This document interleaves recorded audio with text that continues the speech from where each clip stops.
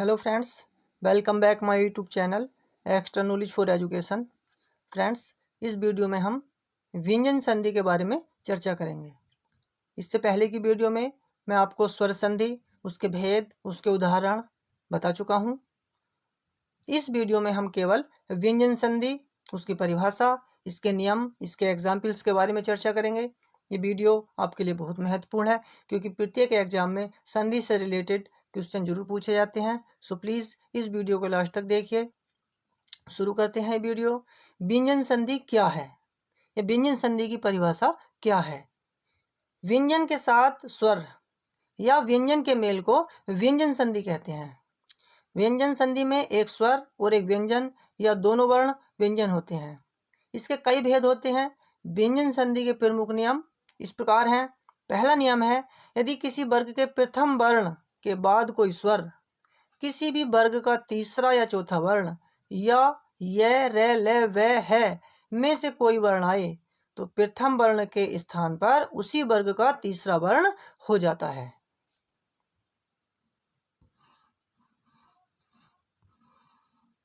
जैसे के का ग होना। उदाहरण है, दिक धन अंबर हो जाएगा दिगंबर, क्योंकि कै ग में परिवर्तित हो जाता है, अर्थात पहला वर्ण तीसरे वर्ण में परिवर्तित हो जाता है।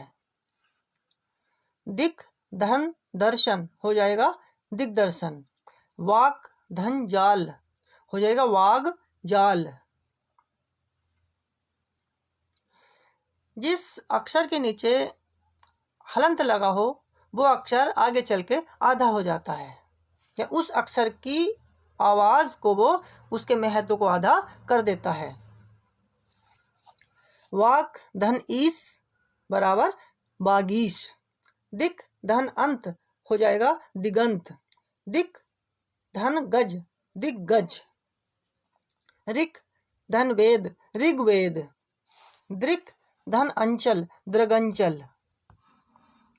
वाक धन ईश्वरी बागीश्वरी। प्राक धन ऐतिहासिक हो जाएगा प्रागैतिहासिक। दिक धन गयंध हो जाएगा दिग्गयंध। वाक धन जड़ता हो जाएगा वाक जड़ता। सम्यक धन ज्ञान हो जाएगा सम्यक ज्ञान। वाक धन दान हो जाएगा वागदान। दिक धन भ्रम हो जाएगा दिग्भ्रम। वाक धन दत्ता हो जाएगा वाग दत्ता। दिक धन बधू हो जाएगा दिग्बधू। दिक धन हस्ती हो जाएगा दिग हस्ती। अर्थात कै गे में परिवर्तित हो जाएगा, क्योंकि कै के नीचे हलंत लगा हुआ है, इसीलिए ये आधे कै में परिवर्तित हो जाएगा। वाक धन व्यापार हो जाएगा वाग व्यापार। वाक धन हरि हो जाएगा वाग हरि। इसी तरीके से च जय में परिवर्तित हो जाता है। च जय में परिवर्तित हो जाता है।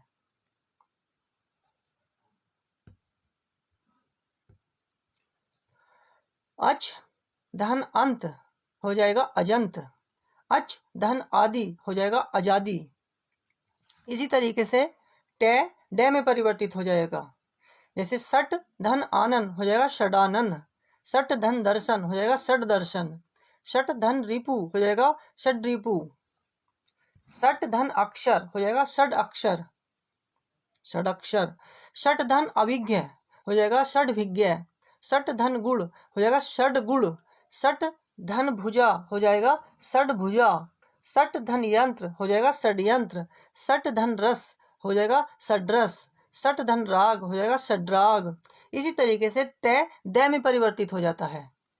तय दय में परिवर्तित हो जाता है। अगर पहले वर्ग में तय है तो वो दय में परिवर्तित हो जाएगा।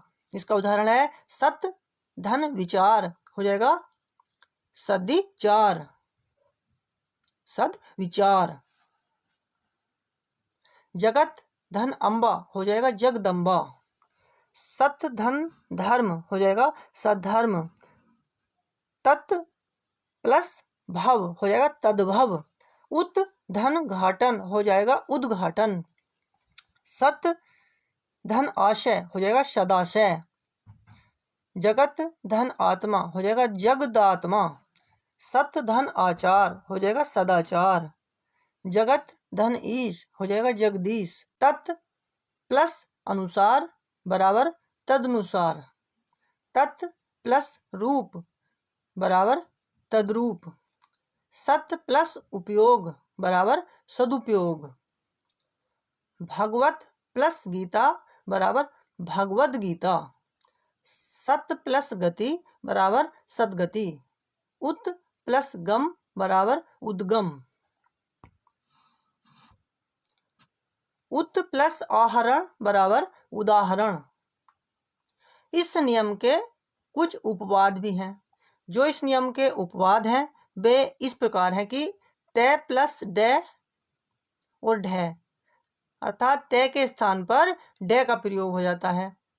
तय प्लस जय और झ, तय के स्थान पर जय का प्रयोग हो जाता है।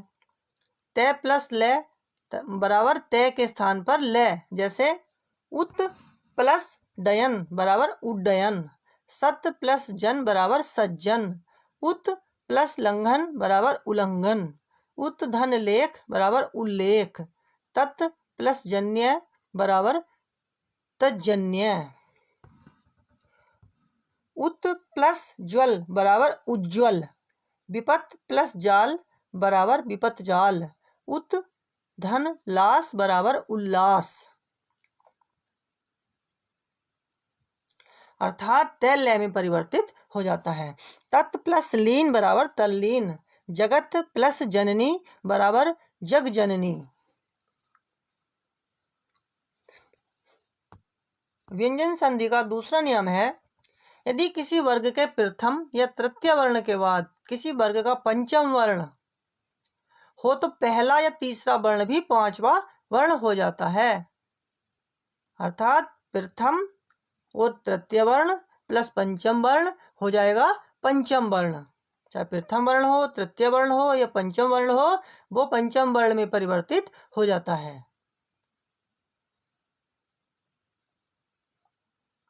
जैसे वाक प्लस मैं बराबर वांग्मय। दिक प्लस नाग बराबर दिग्नाग। इसके बाद है सत प्लस नारी बराबर सन्नारी। जगत प्लस नाथ बराबर जगतनाथ। सत प्लस मार्ग बराबर सन्मार्ग। चित प्लस मैं बराबर चिन्मय, अर्थात तय नय में परिवर्तित हो जाता है। सत प्लस मति बराबर सन्मति। उत प्लस नायक बराबर उन्नायक। उत प्लस मूलन बराबर उन्मूलन। अप प्लस मैं अमय। सत प्लस मान बराबर सम्मान। सत प्लस मान बराबर सम्मान। उत प्लस माद बराबर उन्माद। उत प्लस नत बराबर उन्नत। वाक प्लस निपुण बराबर वांग निपुण। जगत प्लस माता बराबर जगन माता।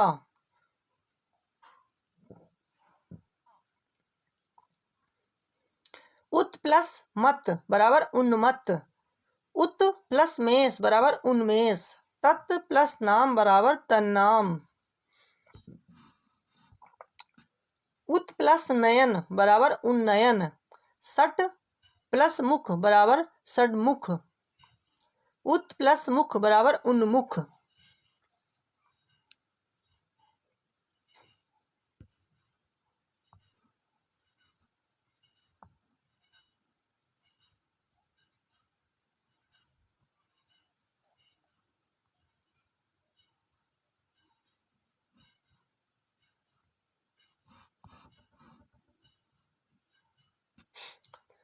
इसके अलावा कुछ और उदाहरण है ये। उत प्लस मोचन बराबर उन्मोचन। भवत प्लस निष्ठ बराबर भवनिष्ठ। तत् प्लस मय बराबर तन्मय। सट प्लस मास बराबर षडमास। सत प्लस नियम बराबर संनियम। दिक प्लस नाथ बराबर दिग्नाथ। बृहत प्लस माला बराबर बृहन्माला। बृहत प्लस नला बराबर बृहन्नला। तीसरा नियम व्यंजन संधि का है कि यदि त या द के बाद च या छ हो तो त और द के स्थान पर च, ज या झ हो तो ट, ज या झ हो तो वो ज, ट या ढ, ज ट या ठ हो तो ट, ड या ढ हो तो ड और ल हो तो ल हो जाता है।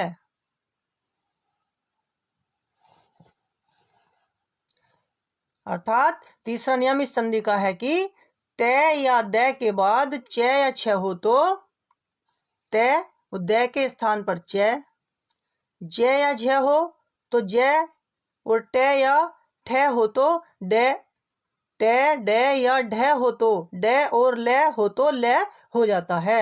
जैसे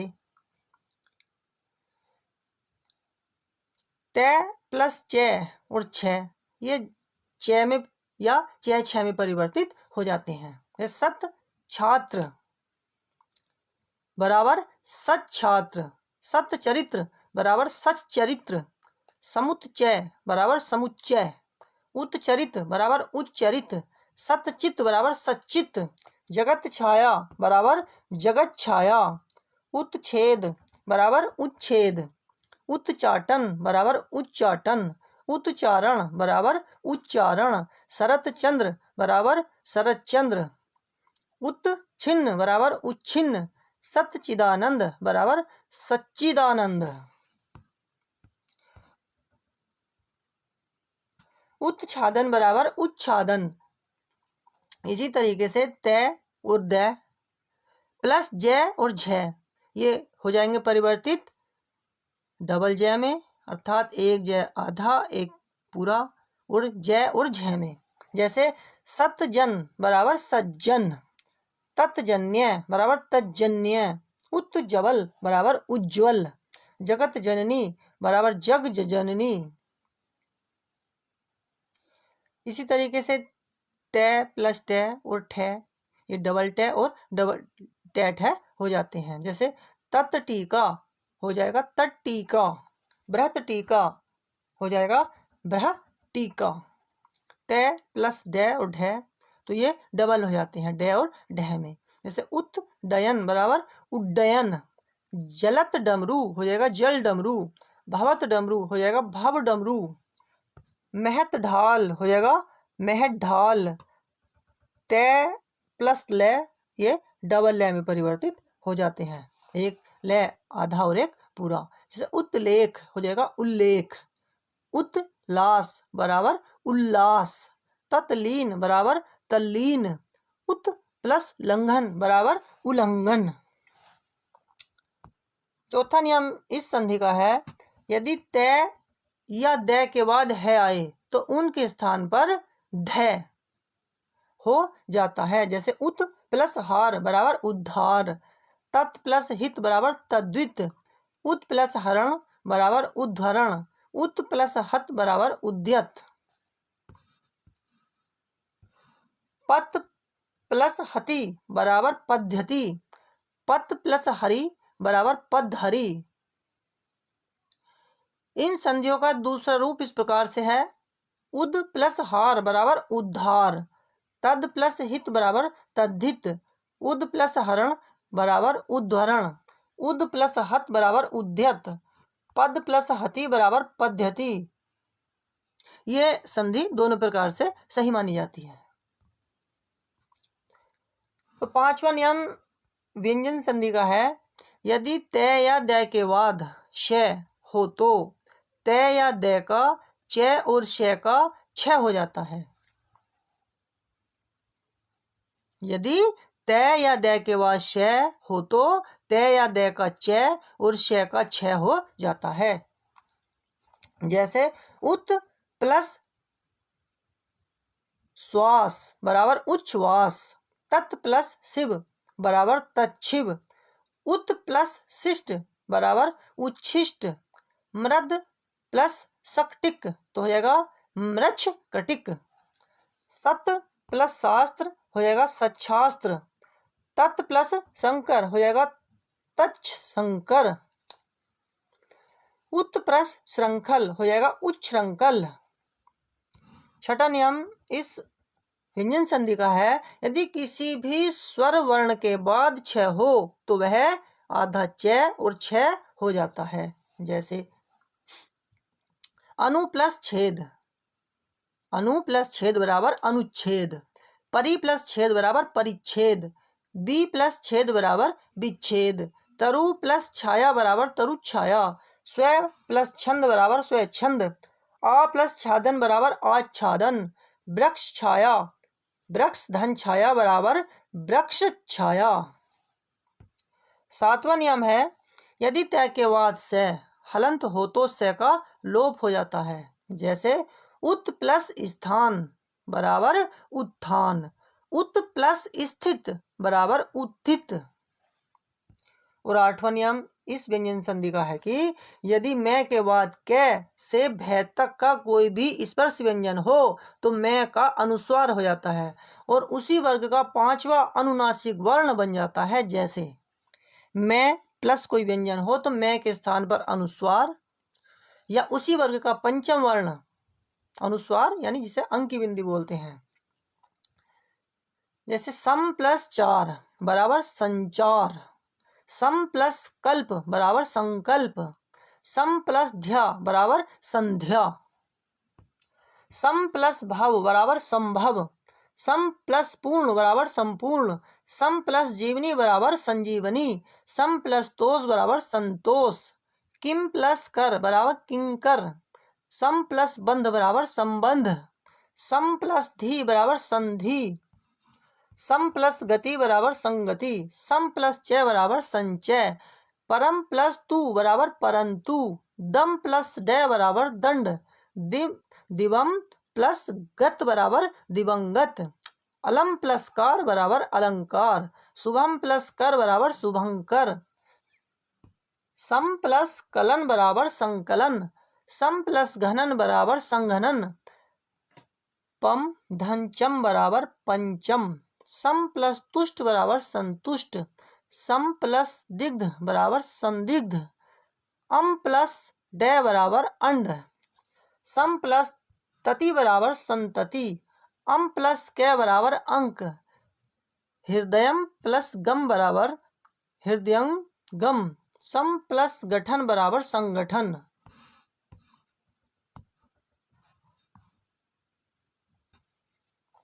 सम प्लस जय बराबर संजय। सम प्लस ज्ञा बराबर संज्ञा। सम प्लस क्रांति बराबर संक्रांति। सम प्लस देश बराबर संदेश। सम प्लस चित बराबर संचित। किम प्लस तू बराबर किंतु। बसुम प्लस धर, बसुम प्लस धर बराबर वसुंधरा। सम प्लस भाषण बराबर संभाषण। तीर्थम प्लस कर बराबर तीर्थकर। सम प्लस कर बराबर संकर। सम प्लस घटन बराबर संघटन। किम प्लस चित बराबर किंचित। धनम प्लस जय बराबर धनंजय। सम प्लस देह बराबर संदेह। सम प्लस न्यासी बराबर सन्यासी। सम प्लस निकट बराबर सन्निकट। और नवा नियम व्यंजन संधि का है, यदि मैं के बाद मैं आए तो मैं अपरिवर्तित रहता है। जैसे अर्थात मैं के नीचे यदि हलंत लगा हुआ है तो वो आधा मैं बोलेगा, और उसके बाद यदि पूरा मैं आए जिसके नीचे हलंत लगा हुआ न हो तो पहला वाला मैं जिसके नीचे हलंत लगा हुआ है वो अपरिवर्तित रहता है। जैसे मैं प्लस मैं बराबर मम। सम प्लस मति बराबर सम्मति। सम प्लस मिश्रण बराबर सम्मिश्रण। सम प्लस मिलित बराबर सम्मिलित। सम प्लस मान बराबर सम्मान। सम प्लस मोहन बराबर सम्मोहन। सम प्लस मानित बराबर सम्मानित। सम प्लस मुख बराबर सम्मुख। 10वां नियम व्यंजन संधि का है, यदि मैं के बाद ये रे ले वे शय और शय, जिसे हम षटकोण वाला स बोलते हैं, और छोटा स सपेरे वाला स और है में से कोई वर्ण आए तो मैं के स्थान पर अनुस्वार हो जाता है। अर्थात यदि मैं जिसके नीचे हलंत लगा हुआ हो के बाद ये रे ले वे शे षटकोण वाला से सरोते वाला से है में से कोई वर्ण आए तो मैं के स्थान पर अनुस्वार हो जाता है। जैसे सम प्लस योग बराबर संयोग, सम प्लस वाद बराबर संवाद, सम प्लस हार बराबर संहार, सम प्लस लग्न बराबर संलग्न, सम प्लस रक्षण बराबर संरक्षण, सम प्लस से बराबर संशय, किम प्लस वा बराबर किम्बा, सम प्लस विधान बराबर संविधान, सम प्लस शोधन बराबर संशोधन, सम प्लस रक्षा बराबर संरक्षा, सम प्लस सार बराबर संसार, सम धन रक्षक बराबर संरक्षक, सम प्लस युक्त बराबर संयुक्त, सम प्लस स्मरण बराबर संस्मरण, स्वयं धन वर बराबर स्वयंवर, सम धन हित या सम धन हिता बराबर संहिता।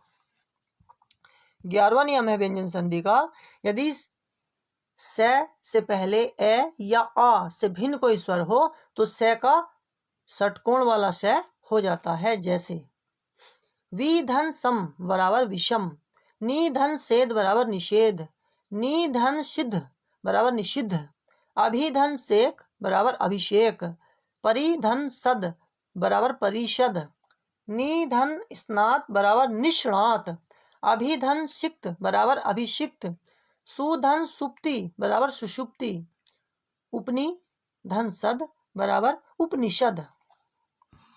इसके कुछ अपवाद हैं, जैसे अनुधन शरण बराबर अनुसरण, अनुधन स्वार बराबर अनुस्वार, विधन स्मरण बराबर विस्मरण, विधन सर्ग बराबर विसर्ग।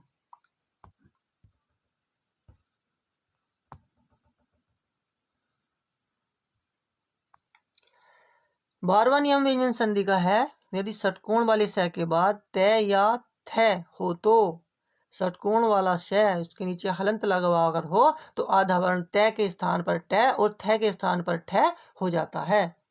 जैसे आक्रस प्लस त हो जाएगा आकृष्ट, उत्कर्ष प्लस त हो जाएगा उत्कृष्ट, तुष प्लस त बराबर तुष्ट, सरस प्लस ती बराबर सृष्टि, प्रस्थधन थ बराबर पृष्ठ। 13वां नियम है, यदि द के बाद क त थ प या स आए तो द का त हो जाता है। अर्थात यदि द के बाद क त थ प या स आए तो द का त हो जाता है। जैसे उद प्लस कोच बराबर उत्कोच, मृद प्लस तिका बराबर मृत्तिका, विपद प्लस ती बराबर विपत्ति, आपद प्लस ती बराबर आपत्ति, तद प्लस पर बराबर तत्पर, संसद प्लस सत्र बराबर संसद सत्र, संसद प्लस सदस्य तो हो जाएगा संसद सदस्य, उपनिषद प्लस काल उपनिषद काल, उद प्लस तर बराबर उत्तर, तद प्लस क्षण बराबर तत्क्षण, विपद प्लस काल हो जाएगा विपत काल, विपद प्लस काल बराबर विपत काल, शरद प्लस काल बराबर शरत काल। 14वां नियम है व्यंजन संधि का, यदि रीरी और द के बाद में मैं आए तो द का ण बन जाता है। जैसे रिद प्लस मैं बराबर लम, मृद प्लस मैं बराबर मृणमय, मृद प्लस मूर्ति बराबर मृण मूर्ति। 15वां नियम है व्यंजन संधि का, यदि ई रीरी रे स के बाद स्वर कवर्ग पवर्ग अनुस्वार यह वह है में से किसी वर्ण के बाद न आए तो नैकण लय हो जाता है। जैसे प्र प्लस मान बराबर प्रमाण, भय भर प्लस न बराबर भरण, भर प्लस न बराबर भरण, नार प्लस अयन बराबर नारायण, परि प्लस मान बराबर परिमाण, परि प्लस नाम बराबर परिणाम, प्र धनयान बराबर प्रयाण, तर प्लस न बराबर तरण, शोष प्लस अन्न बराबर शोषण, परि प्लस नत बराबर परिणत, पोष प्लस अन्न बराबर पोषण, विष प्लस नु बराबर विष्णु, राम प्लस अयन बराबर रामायण, भूष प्लस अन्न बराबर भूषण।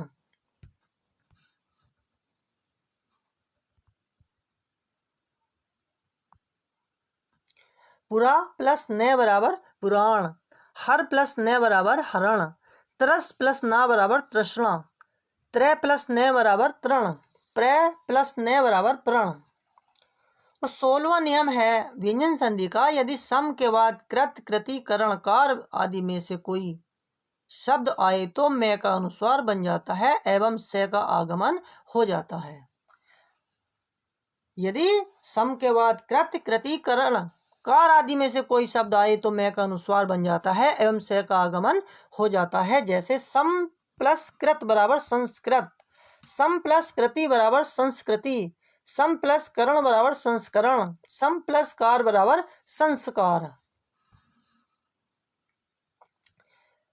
और 17वां नियम है व्यंजन संधि का, यदि परी के बाद कृत, कार, कृति, करण आदि में से कोई शब्द आए तो संधि में परी के बाद श का आगम हो जाता है। जैसे परिधन कार बराबर परिष्कार, परी प्लस कृत बराबर परिष्कृत, परी प्लस करण बराबर परिष्करण, परी प्लस कृति बराबर परिष्कृति।